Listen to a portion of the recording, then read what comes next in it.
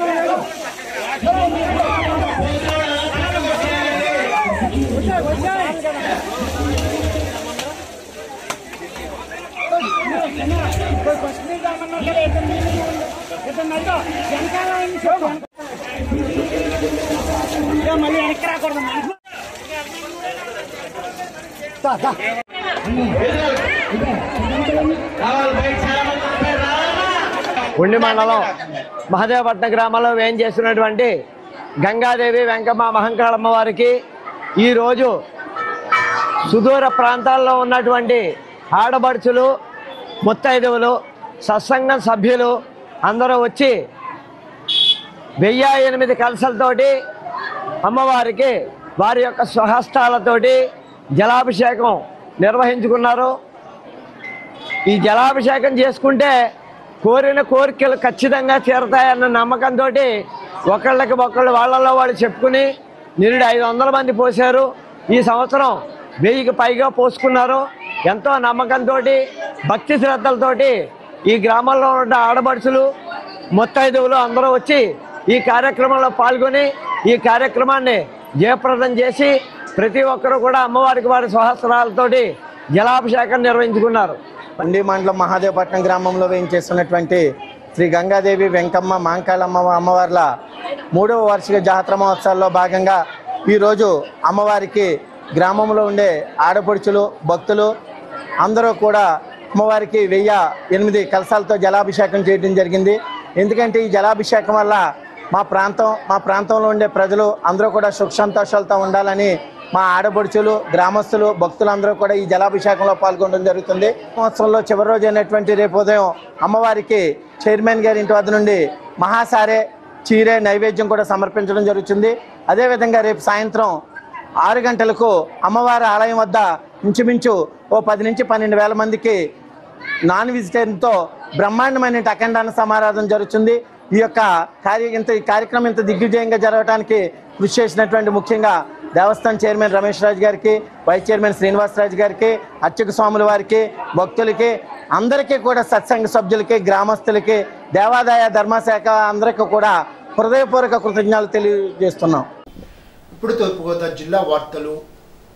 రాజమహేంద్రవరం ఆయా digital zone లూదగిరిలో deputy educational అధికారుల పోస్టుల భర్తీకి నిర్వహించిన ఏపీపీఎస్సీ పరీక్షలు ప్రశాంతంగా జరిగినట్లు జిల్లా కలెక్టర్ డాక్టర్ కె మాధులత శనివారం ఒక ప్రకటనలో తెలిపారు. శనివారం పరీక్షల నిర్వహణ తీరును జిల్లా రెవెన్యూ అధికారి జి నరసింహులు వ్యక్తిగతంగా పర్యవేక్షణ బాధ్యత నిర్వహించడం జరిగిందని తెలిపారు. డిప్యూటీ డిఈఓ పోస్టు కోసం తూర్పుగోదావరి జిల్లా కేంద్రంలో 960 దరఖాస్తు చేసుకోగా 612 మంది హాజరవడం జరిగిందని, 348 మంది గైర్హాజరైనట్లు తెలిపారు. 2 అభ్యర్థులకు లేఖన సదుపాయం కల్పించి అదనపు సమయం కేటాయించినట్లు తెలిపారు. ఈవీఎం, పోస్టల్ బ్యాలెట్, ఈటీబీబీఎస్ ద్వారా పోలైన ఓట్ల లెక్కింపు కోసం పటిష్టమైన ఏర్పాట్లు చేస్తున్నట్లు, ఆ మేరకు సంబంధిత అధికారులు, సిబ్బంది విధులపై దిశానిర్దేశం చేయడం జరిగిందని జిల్లా కలెక్టర్ ఎన్నికల అధికారి డాక్టర్ కె మాధులత పేర్కొన్నారు. శనివారం నన్నయ్య యూనివర్సిటీ ఆవరణలో కౌంటింగ్ కేంద్రాలు, టేబుల్స్ ఏర్పాట్లపై క్షేత్రస్థాయిలో పరిశీలించారు. ఈ సందర్భంగా కలెక్టర్ మాధులత మాట్లాడుతూ సార్వత్రిక ఎన్నికల 2024 కోసం పోలైన ఓట్లను ఒక నిర్దిష్టమైన కార్యాచరణ ఎన్నికల కమిషన్ నిర్దేశించిన మార్గదర్శకాల మేరకు నిర్వహించడం జరుగుతుందని తెలిపారు. జూన్ 4వ తేదీ పార్లమెంటు, అసెంబ్లీ నియోజకవర్గాల పరిధిలో పోటీలో నిలిచిన అభ్యర్థులకు కౌంటింగ్ కోసం ముందస్తు ఏర్పాట్ల ప్రక్రియ పూర్తయినట్లు తెలిపారు. అందులో భాగంగా జూన్ 4వ తేదీ కౌంటింగ్ కోసం చురుగ్గా ఏర్పాట్లు చేయడం జరుగుతోందని అన్నారు. అసెంబ్లీ, పార్లమెంట్ సెగ్మెంట్లకు 14 చొప్పున, పరిశీలకులకు, పోస్టల్, ఈటీపీబీఎస్ల కోసం 129 టేబుళ్లు ఏర్పాటు చేస్తున్నట్లు తెలిపారు. కౌంటింగ్ కేంద్రంలో కౌంటింగ్ పరిశీలనల కోసం 1 టేబుల్ ఏర్పాటు చేయాలని అన్నారు.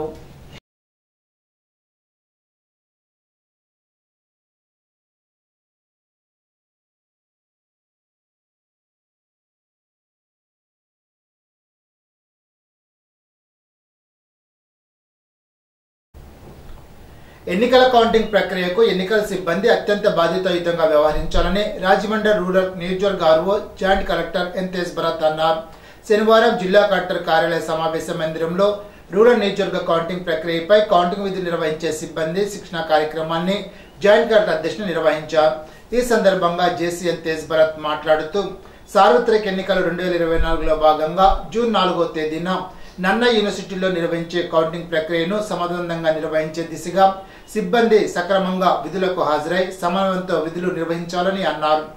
రూరల్ నియోజకవర్గానికి ఓట్ల లెక్కింపునకు 350 మంది సిబ్బంది, హమాలీలను ఏర్పాటు చేయడం జరిగిందని తెలిపారు. కౌంటింగ్ సందర్భంగా ఓట్ల లెక్కింపులో భాగంగా కౌంటింగ్ హాల్కు తప్పకుండా ఒక వీడియోగ్రాఫర్ను ఏర్పాటు చేయడం జరుగుతోందని పేర్కొన్నారు. కౌంటింగ్ హాల్లో అభ్యర్థుల కౌంటింగ్ ఏజెంట్లకు వారికి కేటాయించిన టేబుళ్లను స్పష్టంగా సూచించి వారికి పాసులు కూడా ఇవ్వడం జరుగుతుందని తెలిపారు. తూర్పుగోదావరి జిల్లాలో రాజమహేంద్రవరంలో న్యాయ విజ్ఞాన సదస్సు జిల్లా న్యాయ సేవాధికారి సంస్థ కార్యదర్శి senior civil judge K Prakash Babu ఆధ్వర్యంలో నిర్వహించారు. తప్పిపోయిన, ఆచూకీ తెలియని పిల్లల కేసులు తదితర అంశాలపై సదస్సు నిర్వహించారు. ఐసిడిసి చైల్డ్ డెవలప్మెంట్ ప్రాజెక్ట్ అధికారి K Vijay Kumari, DEO K Vasudevarao, DCRB sub inspector D Vani తదితరులు మాట్లాడారు. ఇప్పుడు కోనసీమ జిల్లా వార్తలు. తిరుమలేసిన దర్శనానికి 7 కొండలు నడిచి వస్తామని ఎలా మొక్కుకుంటారో అదేవిధంగా కోనసీమ తిరుపతిగా ప్రసిద్ధి చెందిన వాడపల్లి వెంకటేశ్వర వారి క్షేత్రానికి కాలినడకన వస్తామని మొక్కుకునే భక్తుల సంఖ్య రోజు రోజుకు పెరుగుతోంది. మునుపెన్నడూ లేని విధంగా సుదూర ప్రాంతాల నుండి బస్సులు, కార్లు, ఆటోల వంటి వాహనాల ద్వారా వాడపల్లికి చేరుకుంటున్న సంగతి తెలిసిందే. అయితే ఉమ్మడి గోదావరి జిల్లాల్లో చాలా మంది భక్తులు కాలినడకన వస్తామని మొక్కుకుంటున్నారు. ఆ మొక్కులు తీర్చుకుంటున్నారు. ఆత్రేపురం, రావులపాలెం, కొత్తపేట, ఆలమూరు మండలాల వారే కాక పరిసర 40-80 కిలోమీటర్ల దూరం నుండి కూడా నడిచి వచ్చే భక్తులు ఉన్నారంటే ఆశ్చర్యం కలక్క మానదు. కొంతమంది శుక్రవారం రాత్రికి ఆలయం వద్దకు చేరుకుంటుండగా మరి కొంతమంది శనివారం తెల్లవారుజామున బయలుదేరి కాలినడకన వస్తున్నారు. ఆలమూరు మండలం బడుగువాన్లంక మీదుగా గోదావరి పాయను దాటుకొని వాడపల్లి వచ్చే భక్తులు కూడా అధికంగా ఉంటారు. అయితే గోదావరి పాయల్లో నీరు అంతగా లేకపోయినప్పటికీ ప్రాణాలు తీసే ఊబులు ప్రమాదాలను తెస్తున్నాయి.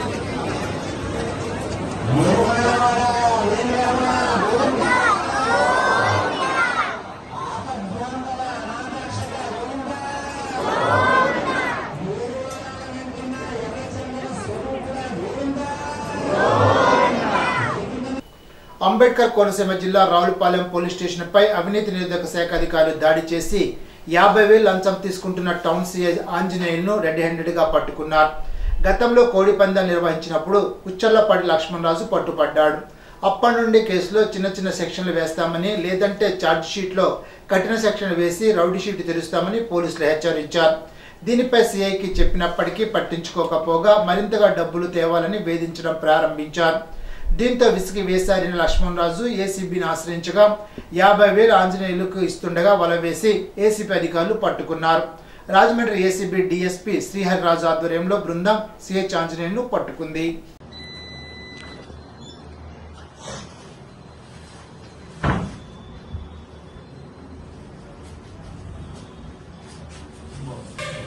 లాస్ట్ మంత్ ఒక రావులపాలెం పోలీస్ స్టేషన్ సంబంధించి ఏప్రిల్ నెలలో ఒక కోడి పందాలకు సంబంధించి ఒక రైడ్ జరిగింది. రైడ్ జరిగితే అందులో చాలామంది వ్యక్తులు దొరికారు, కొన్ని కోలే పట్టుకున్నారు. తర్వాత కొన్ని ఫ్లైట్స్ అవి కూడా వెహికల్స్ రికవర్ చేశారు. అందులోనేమో ఎవరైతే ఏ స్థలం అయితే పట్టుకున్నారో ఆ స్థలం తనకి యజమాని కుచ్చెలపాటి లక్ష్మణరాజు ఉన్నారు. ఆయన కంప్లైంట్ ప్రకారం ఏంటంటే కొంత డబ్బులు ఇచ్చాడు. మళ్ళీ అది కాకుండా ఇంకా 50,000 ఎక్స్ట్రా డిమాండ్ చేశారు. దేనికంటే రేపు పొద్దున్న ఛార్జ్ షీట్ అది పెట్టినప్పుడు హెల్ప్ చేయాలని, తర్వాత ఏంటంటే షీట్ అది ఏమైనా ఓపెన్ చేయకుండా ఉండాలని చెప్పేసి డిమాండ్ చేశారు. ఆ డిమాండ్ ఏంటంటే కంటిన్యూస్గా డిమాండ్ చేయడం వల్ల ఆయన ఏసీబీని ఆశ్రయించారు. ఈరోజు ఆయన వచ్చి ఆ డబ్బులు ఇవ్వడం, ఆయనేమో ఒక కవర్ ఆయన చేతికి ఇచ్చి అందులో పెట్టమన్నాం. తర్వాత మేము వచ్చి అది రికవర్ చేయడం. ఎంత డిమాండ్ చేశారు? ఈ కేసు సంబంధించి 50,000. ఆయనది రావులపాలెం డైరీ ఫార్మ్ మెయింటైన్.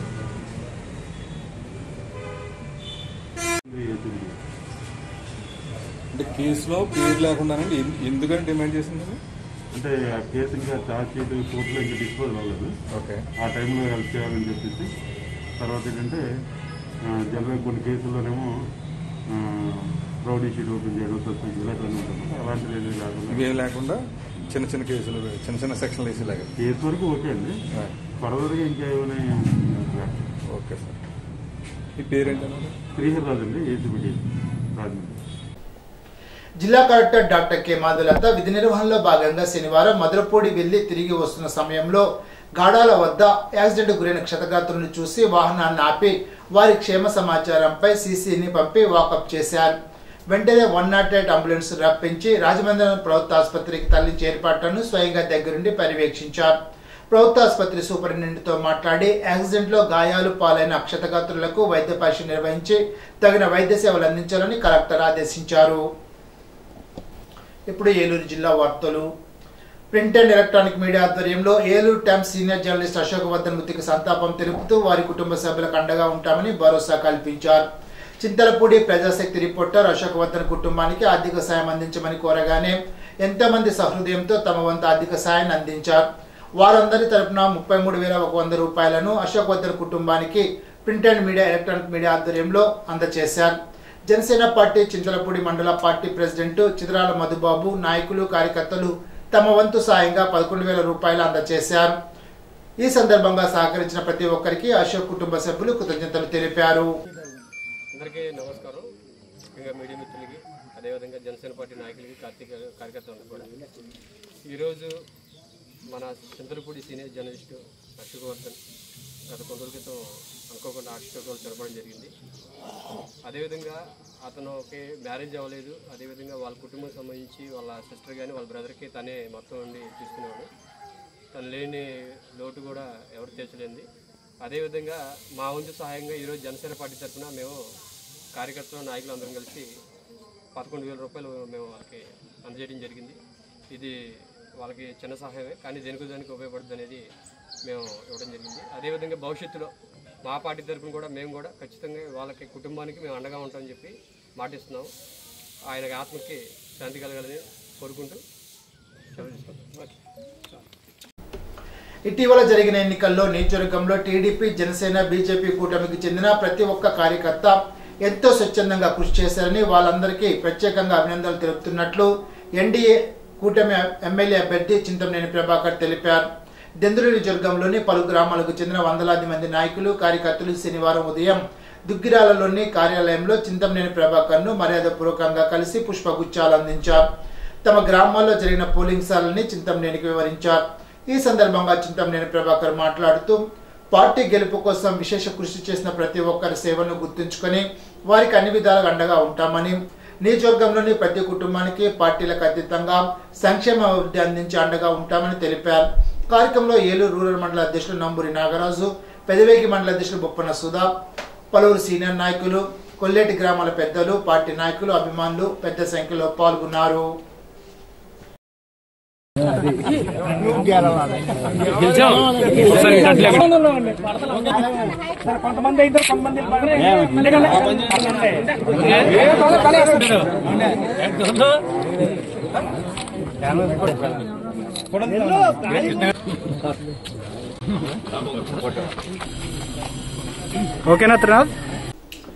దివ్యాంగులైన, శారీరక వైకల్యం, దృష్టిలోపం, మూగ, చెవుడు మొదలైన వారు 3వ తరగతి నుండి పీజీ స్థాయి వరకు చదువుతున్న వారికి ఏలూరు కోటదిబ్బలోని బాలబాలికలకు విడివిడిగా ప్రత్యేక వసతి గృహాలు అందుబాటులో ఉన్నాయని విభిన్న ప్రతిభావంతులు, వయోవృద్ధుల సంక్షేమ శాఖ అధికారి పి రాకడమని తెలిపారు.